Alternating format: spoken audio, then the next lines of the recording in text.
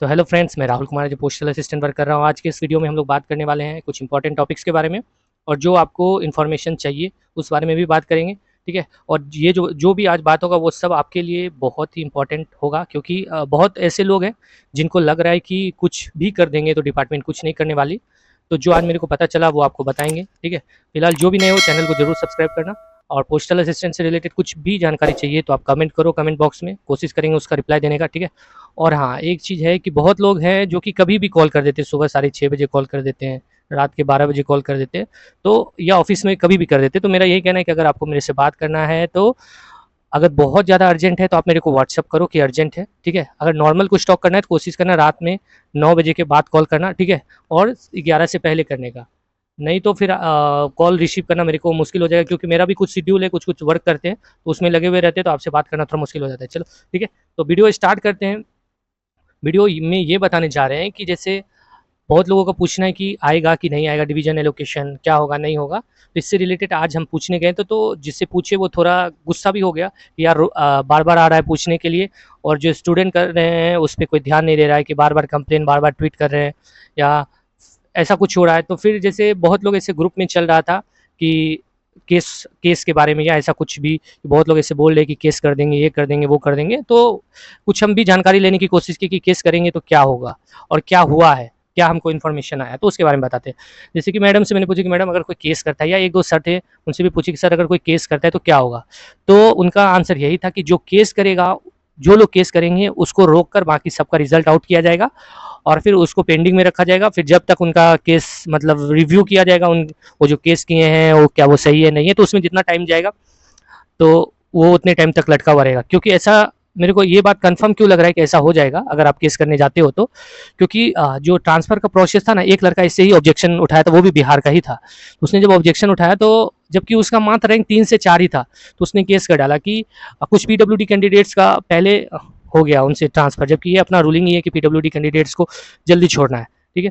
तो उसने केस कर डाला कि जो उससे बहुत पहले से हम थे, मेरे को क्यों नहीं लिया, उसको क्यों ले लिया, तो ऐसा केस कर दिया। तो हुआ क्या कि कैट में केस किया गया। तो फिर केस में क्या हुआ कि ऑफिस ने क्या किया कि उस लड़के को के लिए एक सीट ऐसे रख के और पूरा केस रिजल्ट आउट कर दिया, मतलब सब लोगों का जो ट्रांसफर का प्रोसेस होना था वो हो गया।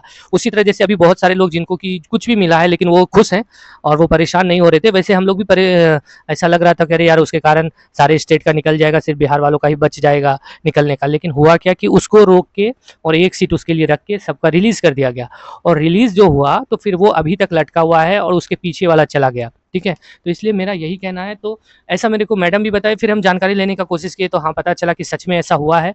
और फिर मैडम का यही कहना था कि अगर कोई है तुम ऐसा करने वाला तो उसको तुम समझा दो, या फिर किसी कोई ग्रुप में है तो कान में दे दो सबको, अगर वो ऐसा करेगा या फालतू कुछ करने वाला है तो सिर्फ उसी को प्रॉब्लम होने वाला है। क्योंकि अब आप जो है नॉर्मल इंसान रहे नहीं, आप एम्प्लॉय हो गए हैं। हाँ, लेट होने का कारण क्या है कि मैडम का यही कहना है कि हाँ सिंपली कंप्लेन अगर कोई करता है तो उस पर हम लोग ध्यान दे सकते हैं, क्योंकि ध्यान देना ही पड़ेगा, क्योंकि सिंपली कंप्लेन है तो क्या इश्यू चल रहा है, सच में गलती हुआ है क्या, कि तो उस पर अभी ध्यान दिया जा रहा है। और बोलिए क्या कि जल्दी सॉर्ट आउट हो जाएगा, इसलिए कोई चिंता करने की ज़रूरत नहीं है। क्योंकि हम यही बताएंगे मैडम मेरा छोटा भाई का भी हुआ है जो बहुत परेशान है, बोल रहा है बार बार कब होगा, डेट बता दो। तो मैडम बोली देखो काम चल रहा है, जो जल्दी सॉर्ट आउट हो जाएगा। लेकिन वो भी ये भी बोली कि जो अगर भाई किसी ग्रुप में ज्वाइन हुआ है तो बोल दो ट्विटर या फिर ऐसा वैसा नहीं करने के लिए, नहीं तो बाद में उन्हीं को प्रॉब्लम होगा, क्योंकि कुछ लोग जो कर रहे हैं उनको रोक के बाकी सबका रिजल्ट आउट कर दिया जाएगा, और ऐसा हुआ भी है। इसलिए आप लोगों को हम यही समझाने के लिए आए हैं, क्योंकि देखो बहुत लोग आपको पुशअप करेगा कि यार कर दो यार कर दो, ऐसे करो वैसे करो, लेकिन सोच समझ के करना, क्योंकि अब आप नॉर्मल नहीं रहे, अब आप एक एम्प्लॉय हो गए और आपका सारा चीज़ सरकार के पास है। आप देख रहे हो कि अगर आपका सब कुछ सरकार के पास इन्फॉर्मेशन नहीं है तो आपके पास जो IGOT का मैसेज आ रहा है वो कैसे आ रहा है। ठीक है। इसलिए ठीक से रहना और किसी के बहकावे में मत आना कि ये कर देंगे वह कर देंगे। जब नॉर्मली आप कंप्लेन कर दियो, मेल कर दियो, तो उस पर काम चल रहा है और वो जल्दी सॉर्ट आउट हो जाएगा, ज़्यादा टाइम लिया नहीं जाएगा। और मोस्टली यही बोला गया है कि देखो जो भी होगा वो सबों के फेवर में होगा, किसी को मतलब ऐसा नहीं होगा कि हाँ उसको अच्छा मिल गया उसको खराब मिल गया। बोली मैडम कि ऐसा कुछ भी नहीं होगा, जो सबों को होगा एकदम सबके फेवर में होगा। और थोड़ा बहुत कुछ लोग कंप्लेन तो हमेशा करते ही रहेंगे, इसलिए उस पर अगर ये नहीं किया जा सकता, रोका नहीं जा सकता। लेकिन जो भी ऐसा सोच रहे हैं कि कैट में जाके या कहीं भी जाके आप केस करते हो तो वो सिर्फ आपको प्रॉब्लम होने वाला है। क्योंकि देखो सबसे पहले मेरा यही कहना है कि जो आपको ये समझा रहा है कि ऐसे करेंगे वैसे करेंगे, तो सबसे पहले बोलना कि पहले तुम ही करो, तुम ही जाके केस करो, फिर पीछे से हम लोग हैं, देखना वो कुछ नहीं करेगा। कुछ लोग ऐसे होते हैं एक्टिविस्ट के काम करते हैं कि हाँ बोलेंगे यार ऐसे वैसे ऐसे वैसे, लेकिन एक्चुअल में वो सिर्फ आपको कैटलिस्ट जैसे होता है ना, कैटलिस्ट वो वाला वो काम करेगा, सिर्फ आपको एक्टिव करेगा लेकिन खुद कुछ डोरमेंट रहेगा। इसलिए ये सब चीज़ों को ध्यान रखना है। ठीक है, ये यही नहीं आपके लाइफ में, मतलब जब आप जॉब करोगे उस टाइम भी ऐसा आएगा कि आपको बोलेगा यार उसको पीट दो बहुत, ये सुपरवाइजर बहुत गुस्सा करता है, ऐसे करो, उसको गाली दे दो, ये दो, सिर्फ आपको समझाएगा, जबकि वो आदमी आपसे ज़्यादा उसको गुस्सा करता है, लेकिन वो कुछ नहीं बोलेगा, सब कुछ सहेगा। इसलिए जो भी करना है ध्यान से करना। और देखो अभी आप जो भी कर रहे हो वो खुद के लिए कर रहे हो, दूसरे के लिए नहीं कर रहे हो। ठीक है, और जो भी करोगे वो खुद के लिए ही करोगे, इसलिए अगर आप कुछ गलत करते हो तो प्रॉब्लम आपको ही होगा, दूसरे को नहीं होने वाला। ठीक है, अब बात करते हैं डॉक्यूमेंट वेरिफिकेशन से रिलेटेड, जो आपको कन्फ्यूजन है बार बार बताने के बाद भी बार बार पूछ रहे हैं, तो वो बताते हैं। सबसे पहला है कि जो भी कैंडिडेट है जो EWS है या SC ST है या OBC है, वो अगर UR से सिलेक्शन हुआ है तो क्या उनसे उनका जो सर्टिफिकेट है SC ST EWS वो मांगा जाएगा या नहीं मांगा जाएगा। देखो अगर आपको क्रूशियल डेट के बाद है क्या है नहीं है, आपको उससे कुछ भी प्रॉब्लम नहीं होना, एकदम फिक्स कर लो माइंड में। और कोशिश करो, देखो अभी भी अगर आप OBC नहीं है तो आप बनवा लो, क्योंकि आपको नेक्स्ट जो एग्जाम आएगा CGL 2023 या 24 जो आने वाला है उसमें तो जरूरी पड़ेगा ही। ठीक है, तो लेटेस्ट बनवा के रखो। लेकिन आपको जब डॉक्यूमेंट वेरिफिकेशन में जाओगे, अगर आप कैटेगरी से हो लेकिन UR में सिलेक्शन हुआ है, तो आपको कोई भी इशू नहीं होगा आपका, आपके सर्टिफिकेट से रिलेटेड, चाहे वो क्रूशियल डेट के बाद हो या कुछ भी हो। नॉर्मली आपसे मांगा जाएगा नॉर्मल कि सर्टिफिकेट है या नहीं है, क्योंकि देखो होता है क्या कि अपना जो सर्विस बुक है उसमें लिखा था ऐसे OBC सेलेक्टेड एज UR, ऐसा लिखा था, इसलिए उस जगह आपको दिखाना पड़ेगा सिर्फ, वो किसी भी क्रूशियल डेट का हो, कभी का हो, कोई दिक्कत नहीं है।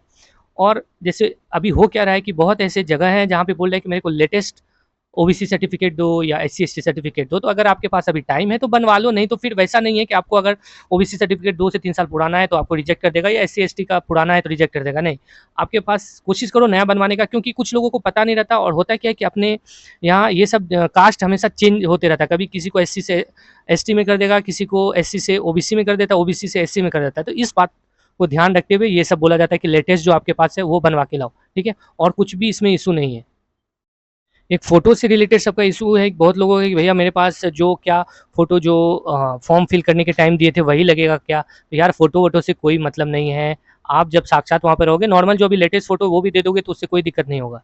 ठीक है? फ़ोटो, एड्रेस ये सब इश्यू नहीं करेगा। बहुत लोग एड्रेस से भी डर रहे हैं कि मेरा पहले क्या एड्रेस डाले हैं फॉर्म फिल करने टाइम, अभी कुछ और एड्रेस है, तो वो सब कुछ भी नहीं है।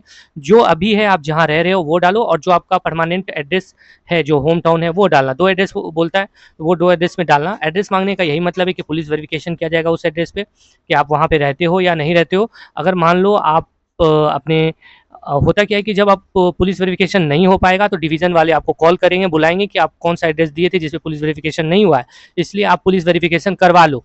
या फिर आप जो एड्रेस है आपका परमानेंट एड्रेस वहाँ पे दो, वहाँ पे पुलिस वेरीफाई करेगी। तो एड्रेस के लिए आपको टेंशन नहीं लेना है, एड्रेस ये सब नॉर्मल सी बात है। हुआ क्या है कि बहुत लोग एक्सटेंशन के लिए मेल किए हैं, तो उनको कुछ रिप्लाई नहीं आया, तो वो बार-बार पूछ रहे भैया क्या करना चाहिए? देखो, अगर आपको ऐसा लगता है कि CGL 2023 का मेंस एकदम ज़रूरी है, तो आप देखो बार-बार हम बताएँ कि मेल सिर्फ मेल मत करो, क्योंकि बहुत लोग मेल चेक नहीं करता है ऑफ़िस में। मेल भी करो, बाय पोस्ट भी करो। बाय पोस्ट अगर तुम करते हो, तो वो ज़्यादा ऑथेंटिक रहेगा, क्योंकि देखो हम लोग पोस्ट डिपार्टमेंट से डिपेंड करते हैं। अगर हम लोग कोई चीज़ पोस्ट किए हैं और वो समय पे नहीं पहुँचा है, तो हम लोग ऑब्जेक्शन ले सकते हैं कि सर हम लोगों ने तो टाइम पे पोस्ट भी किया था, मेल तो किया ही किया था, पोस्ट भी किया था। इसलिए बाय पोस्ट ज़रूर करना, वो आपके लिए ही फ़ायदेमंद होगा। और हाँ, ये दिमाग में गाँठ बाँध लो कि ऐसा नहीं है कि आप टाइम से नहीं पहुँचे तो आपको निकाल दिया जाएगा, ऐसा कुछ भी नहीं है। 5 से 10 दिन लेट होने पे कुछ नहीं होगा, 20 दिन भी लेट होने पे कुछ नहीं होगा। अगर आप इन्फॉर्म कर दें तो बस आपको एक बार इन्फॉर्म करना है, वो 2 मेथड से, क्या बाय ईमेल और बाय पोस्ट। सिर्फ ईमेल करने से ये मत समझना कि ईमेल करेंगे तो रिप्लाई दे देगा या नहीं आएगा, क्योंकि अब हो सकता है ईमेल आपकी वो सच में वहाँ डिलीवर नहीं किया, वहाँ का जो सर्वर है वो चल नहीं रहा है। ये भी होता है ऑफिस में कि सर्वर चलता नहीं है, महीनों से सर्वर चल नहीं रहा है, मेल कर रहे हो कोई जा नहीं रहा है। इसलिए मेरा यही कहना है कि बाय पोस्ट जरूर करना। हम लोग ऑफिस में देखे हैं, सर्वर चलता ही नहीं, महीनों महीनों तक मेल ठप रहता है। ठीक है, तो इसलिए बाय पोस्ट जरूर करना, अगर नहीं करोगे तो वहाँ आपको प्रॉब्लम हो सकता है। ठीक, बहुत लोग ऐसा पूछ रहे हैं कि भाई अगर डॉक्यूमेंट वेरिफिकेशन में जाते हैं तो क्या ऑफिस हमको रहने के लिए सुविधा देगी, या कुछ वैसा रहेगा जाके ऑफिस में रुक सके? तो भाई वैसा कुछ भी नहीं है, ऐसा मुंबई में तो खास करके कहीं भी नहीं है कि जो ऑफिस में आपको रुकने के लिए अलाउ करेगा। डॉक्यूमेंट वेरिफिकेशन होगा, उसके बाद यहाँ तो मोस्ट चांस है कि मेडिकल यहीं करवाया जाता है, तो मेडिकल के लिए आपको भेजा जाएगा, 2-3 दिन मेडिकल में जाएगा। ठीक है, मेडिकल होने के बाद उसके बाद मेडिकल का रिपोर्ट आप जैसे लेके आओगे, उसके बाद आपको 5 से दिन 2-4-5 दिन, क्योंकि मेडिकल का रिपोर्ट जैसे आप लेके आओगे फिर वो हेड के पास पुटअप करते हैं कि ये चूज करने के लिए कि आपको कौन सा डिपार्टमेंट दिया जाए, ठीक है। तो जब जैसे मुंह में जीपीओ के बारे में बोल रहे हैं, हेड के पास पुटअप किया जाएगा कि कौन सा डिपार्टमेंट में आपको दिया जाए, क्योंकि अलग अलग डिपार्टमेंट होता है। उसके बाद वहाँ से सैंक्शन होकर साइन होकर आएगा, ये भी चेक किया जाता है कि उस डिपार्टमेंट में स्ट्रेंथ है या नहीं है, ठीक है। तो चेक होके आएगा, उसके बाद साइन होगा, फिर साइन होने के बाद आपको बताया जाएगा बाय व्हाट्सएप या बाय मेल कि आपका सिलेक्शन हो गया। फिर आप जब ज्वाइनिंग करने के लिए आओगे तो ज्वाइनिंग चार्ज रिपोर्ट आपको भरना पड़ेगा, वो नॉर्मली ऑफिस वाले सिर्फ साइन करवाते, सब कुछ किया रहता है। तो उस दिन से आपका सैलरी बनना स्टार्ट हो जाएगा। उसी दिन से इन हाउस ट्रेनिंग जो 14 दिन का होता है वो होगा और आपका सैलरी बनना स्टार्ट हो जाएगा। अब आप पूछोगे कि सैलरी कहाँ बनेगा, तो जैसे ही आप ऑफिस में आओगे तो आपको बोलेगा एक सेविंग अकाउंट ओपन करने के लिए पोस्ट ऑफिस का, और उसी अकाउंट को आपको आपके अकाउंट सेक्शन में जाके देना पड़ेगा कि ये मेरा अकाउंट नंबर है, और आपको एक एम्प्लॉय आईडी मिलेगा, ठीक है। जैसे आप ज्वाइन करोगे तो 1 आध 2 दिन में एम्प्लॉय आईडी क्रिएट हो जाता है, तो एम्प्लॉय आईडी के साथ आप वो अकाउंट नंबर दे दोगे, साथ में पैन कार्ड आधार कार्ड का जीरोक्स मांगता है, अकाउंट सेक्शन में जाके जमा कर दोगे तो आपको उसी अकाउंट पे सैलरी हर महीने आएगा। अगर उस महीने में आप 20 से 25 तारीख के बाद ज्वाइन करते हो, 20 या 22-23 को ज्वाइन करते हो, तो उस महीने सैलरी नहीं मिलेगा, नेक्स्ट महीने में वो पूरा सैलरी ऐड होकर आएगा, ठीक है। बहुत लोग पूछते हैं कि एक्सटेंशन लेने के लिए कॉज क्या दिखाएं। देखो 2-4 कॉज है, वो नॉर्मल है, ठीक है। सबसे पहला कि डॉक्यूमेंट अभी हम लोग पूरा डॉक्यूमेंट का जो काम है वो नहीं हो पाया, एक। दूसरा क्या, मम्मी पापा या कोई घर में बीमार है, आने में थोड़ा सा प्रॉब्लम हो रहा है। तीसरा, ट्रेन का टिकट नहीं हुआ है, इतने तारीख को होगा तो कोशिश करेंगे जल्द से जल्द आ जाने का, ये होगा। और बहुत लोग ऐसे पूछ रहे हैं कि अगर मेडिकल बताएं कि खुद बीमार है तो क्या वो उसका रिपोर्ट तो नहीं मांग लेगा कि हाँ वो तुम बीमार हो या नहीं हो।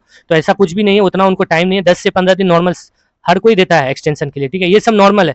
मैक्सिमम ये भी पूछते बहुत लोग कि मैक्सिमम कितने दिनों तक एक्सटेंशन मिल सकता है, तो वो आपके अथॉरिटी पे डिपेंड करेगा, ठीक है। लेकिन मेरे को ऐसा लगता है कि 4 से 5 महीना, यही 6 महीना लास्ट मैक्सिमम हो जाएगा, क्योंकि इससे ऑर्डर आता है कि जो लोग अगर ज्वाइन नहीं किया तो जल्दी से रिपोर्ट भेजे, क्योंकि वो सीट को फिर वैकेंट दिखाना पड़ता है। और नेक्स्ट जो देखो कोई भी एग्जाम के लिए तुरंत नेक्स्ट एग्जाम भी रहता है, तो उस एग्जाम के लिए वो दिखाना रहता है सीट, इसलिए कोशिश यही रहता है कि जल्दी से जल्दी ज्वाइनिंग हो जाए, ठीक है।